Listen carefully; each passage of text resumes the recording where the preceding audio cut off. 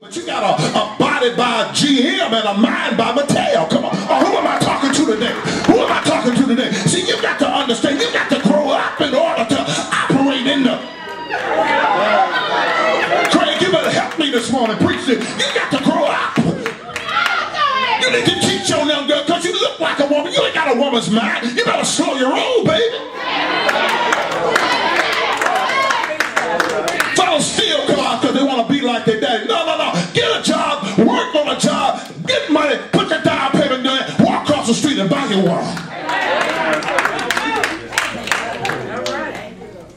You don't roll up here and get high in the spirit. You ain't praying home. You don't roll up here and hands get laid on you and all of a sudden cancer flees from you or gets put in remission. No, you first of all have to be in a place where you let God's instruments of power take you over. It ain't gonna save you to send you back out doing the same thing you come to be delivered from. Why would God do that? That's a mockery to the power of God. So sometimes God takes you in orthodox ways. No doubt somebody had a geography lesson and say, can we go that way closer? He read them to the Red Sea. It might have been, but God ain't leading you that way. Because look at somebody and say, you next in line for a miracle.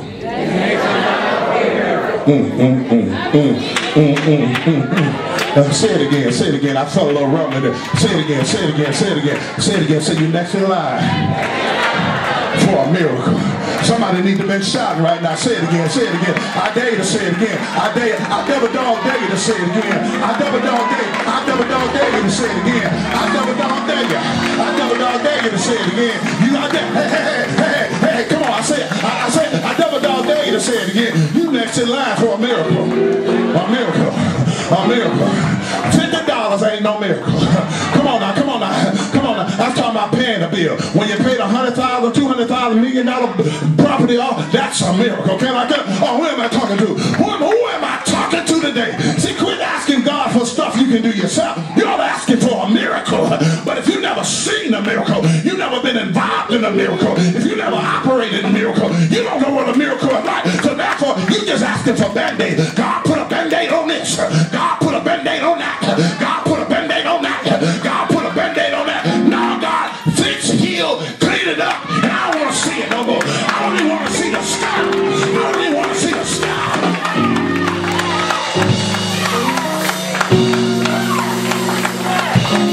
God led Israel to the Red Sea.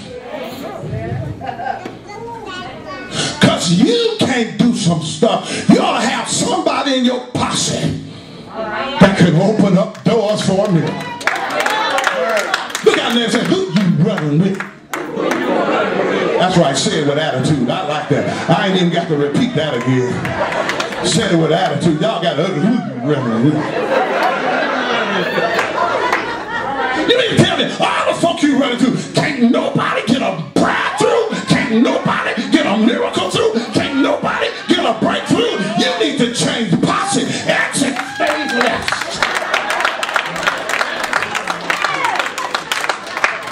Examine your posse.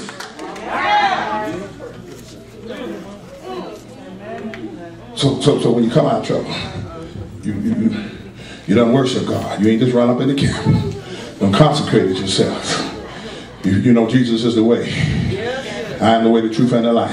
Even though it looks like you're going the wrong way, you got to understand something. Go to 14:15.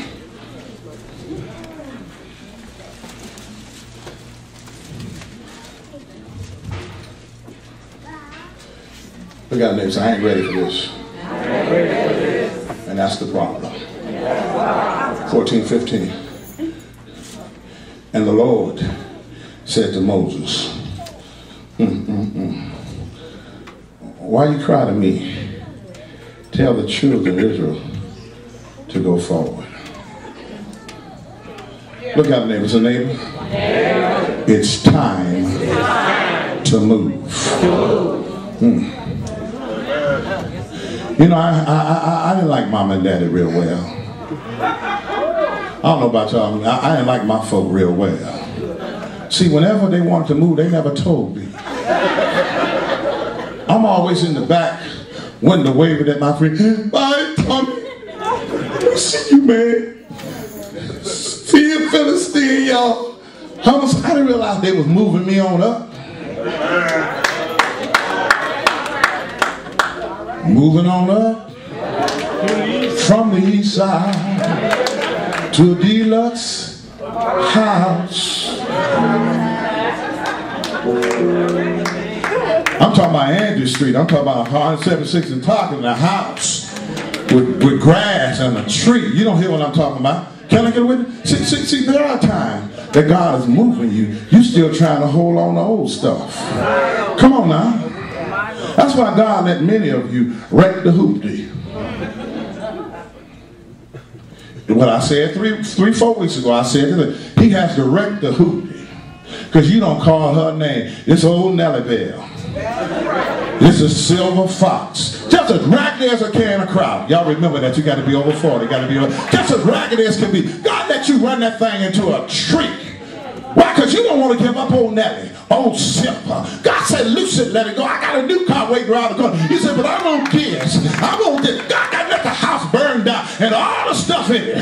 Come on, in the artifact, mama and them old picture. Remember mama in your mind. If you don't know Jesus, you won't see it again. So you ought to be mad. But if you will see her again, I got a picture of mama in my mind. If I never see another one on the wall, I will see her again. Life goes on.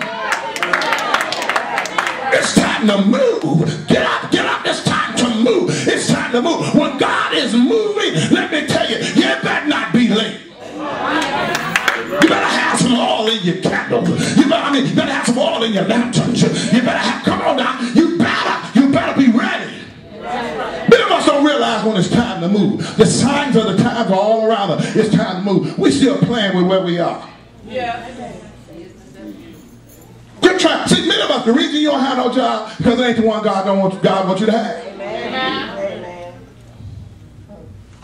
A doctor going to McDonald's trying to get a job. Man, please. Don't get me wrong. A little dough better than no dough at all. I'm not saying that. I've done that myself. I've done that myself. Got fired. Call myself going to make some extra money. I'm going to go from 11 to 3. No, 11 to 7. I was out somewhere and I don't know where it was. You get there at 11 o'clock at night. I've been up all day with my routine.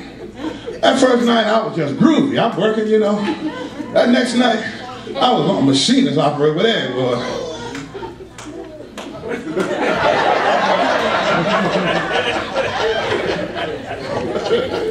And then they had nerve to tell me I could break. I could break? For 15 minutes? I went to the car, and the break was at 3:30. When I come back at 5:30, get off at 7, I thought I'd ease in. He said, hey, look here, dog, look here. Man, you the greatest. You the greatest, man. You done did so much work. You know what, tell you what, we're going to have to call you when we need you. You just fabulous. You just did such a great, oh my God, you just been good tonight, this morning. Bless your heart, bless your heart. And me like a fool, I'm so sleepy, I'm like, thank you. Eppinger has left the building. I got in the car, I said, oh Lord, I got to tell Kate I lost a job. I ain't been there for 2 days. All that stuff she was visualizing, dreaming, she got to put all that back in her mind. Put that back, put the coat back. But when God is saying it's time to move, quit trying to live beneath your expectations. Come on now. If God has had you up to a certain, don't get me wrong now, life will humble you. And I'm not saying that you should not do what you have to do till you have to do it, but still you ought to put applications in to stuff that's over your head. Amen. You know what I'm saying? Put applications in stuff that, let them tell you don't qualify. Go in sharp. Don't go in with your butt all showing, talking about I'm here for the job. You can't even walk. Put them pants up on your butt. It's like when your salary is $100,000, you can have your butt and everything else on. You got money then, you can wear what you want to wear. Am I right about it? But you sagging ain't got a dime in your pocket.